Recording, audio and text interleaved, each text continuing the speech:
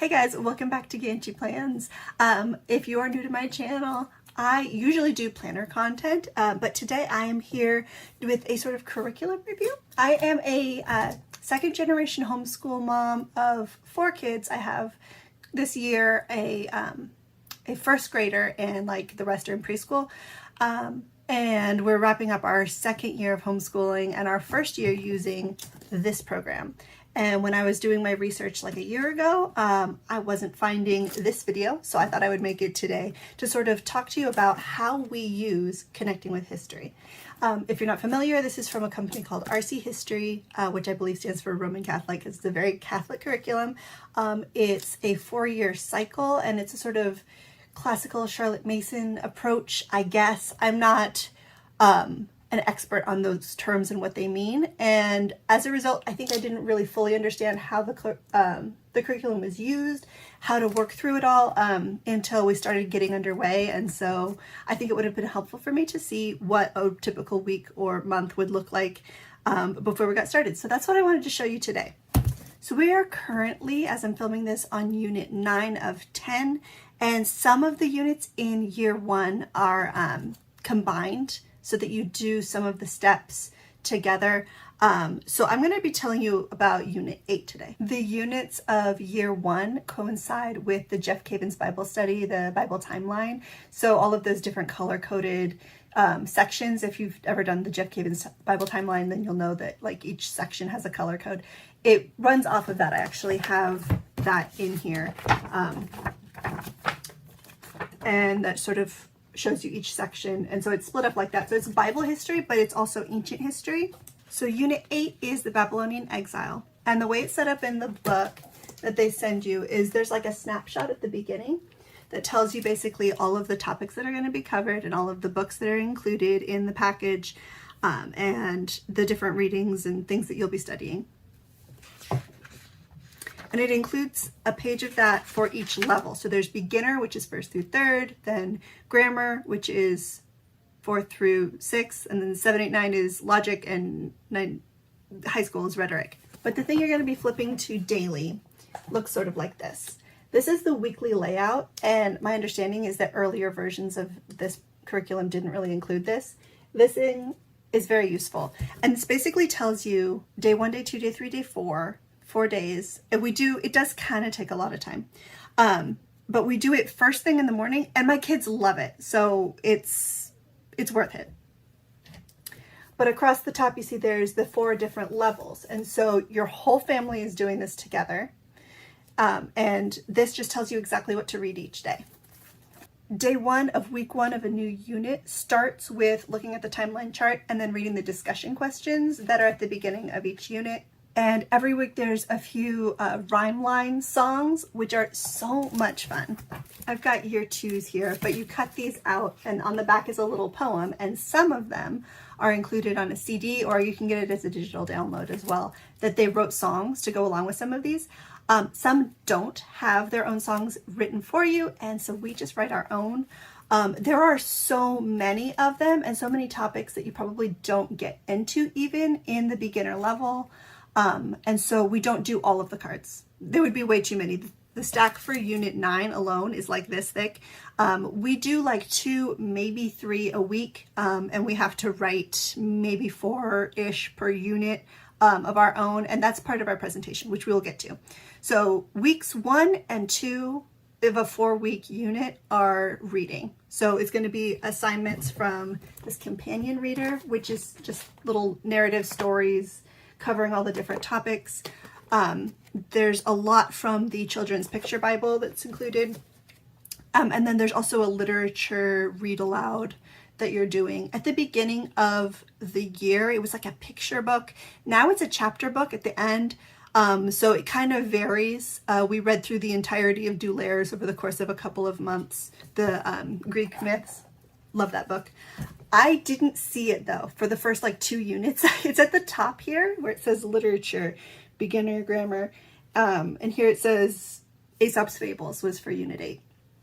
And I didn't see it there in Unit 1. And so I was like, what are we supposed to be doing with this other book that came? When are we supposed to use that? And then I finally saw that it was there. at the top of the week. So that you have to pace yourself, which isn't too hard for one book to pace it yourself. The rest, it'll tell you exactly what to read each day. And so that's for the first like 2 weeks.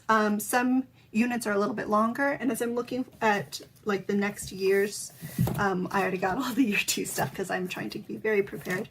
Some of the units are longer. They're like 5 and 6 weeks. So basically the first however many is just reading. And then the last 2 weeks are hands-on projects, writing assignments, and preparing for presentation day, which I think is such a cool element of this. It really incorporates a lot of different studies into history.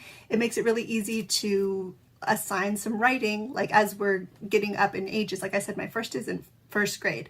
So we're not doing all of the writing assignments yet, but I definitely will be when she's older. We'll be able to assign her essays or creative writing prompts. We do like some memorization. She loves memorizing. So we do those songs and everyone performs the songs. And she usually performs a poem that she's rehearsed. One time she wrote a script for a Hercules play that she and her siblings put on. Other times we do like art projects. And the thing about the last 2 weeks is it gets to be pretty sparse, and I'll show you here a little bit. The week 3, or the second to last week, in here, it just says, do the famous person page, do the famous event page. Those get really repetitive and kind of boring. But there are other activities that are in here that come with the program. It'll give some ideas for things you can make out of paper mache or out of salt dough, or, you know, different kinds of crafts and hands-on things and creative writing stuff. But this is new as well. This was only just published like this spring, and I grabbed it right away. We started halfway through the year with this. This is the family activity book. I think this is basically geared towards the younger years, the beginner and grammar stages, and it's great because instead of doing the famous event or culture page on here, which is just like fill in why is it important, when did it happen, and it's pretty boring, this has all kinds of great stuff like art studies, map studies, games to play, like cut and paste things. And I copy everything because I've got multiple students, and so everybody wants to hop in, you know, even though they're in preschool. They love doing it. Like my 4-year-old, and then even my, well, he just turned 3, but he was 2 most of the year, and they love participating. So this is really a great purchase if you're looking into the program. Get the activity book too, especially if you have the younger ages. And then the last week looks like this. Practice your presentation, work on your projects, because you get to decide what your projects are. The kids get to decide what they want to do. I let it be pretty self-directed, and I'll just pitch in and I'll help where I can. I'll prepare activities from here and spread this over the last 2 weeks as we're working on just practicing the memorization, and rehearsing whatever we're going to do for the presentation, and just making sure that they have everything down. They use the timeline and rhymeline cards as sort of cue cards for their presentation, which is the last day of the unit. We're pretty lucky. My husband works a 980 schedule where he's off every other Friday. And so it has worked out almost every single unit that he's been home on the Friday that we finish a unit. And so he's there for presentation day. And the kids get up, they sing their songs. The first few units I was participating, but now I'm just there like recording it for posterity.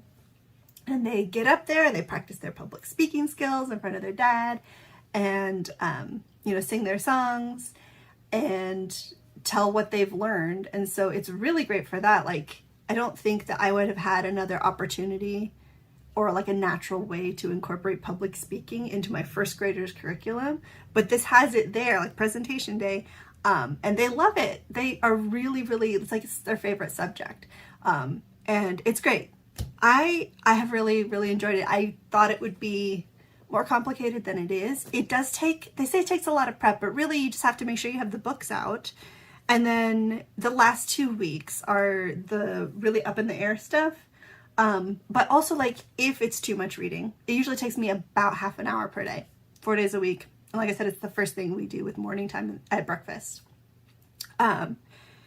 If that is too much reading, then you can always sort of spread it out further into the other 2 weeks, or, you know, take longer or whatever. But then I just sort of assign these as I feel like we're up to it, and do different games and activities for the last couple of weeks while we rehearse for presentation day, and then we move on to the next unit.